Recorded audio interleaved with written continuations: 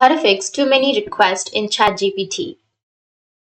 So if you want to fix too many requests in your ChatGPT, then first you need to open up your browser, and on your browser you need to search for ChatGPT. Once you search for the ChatGPT, now just go with openai.com and you will get this kind of page. Now you need to scroll all the way down, and here you will have an option of status.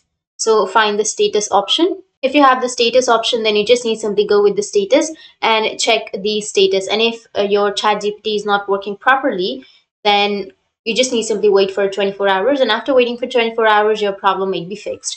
If that doesn't fix your problem, then what you need to do is go with the top right, which has that three dots, and then go with settings. Now, once you're under your settings, you need to go with privacy and security.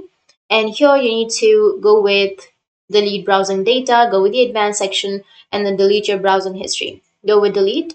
Once you've deleted, now reload your page, or just go with a new tab, refresh, and then search for ChatGPT. Go with introducing ChatGPT and click on try ChatGPT. And after that, log into your account.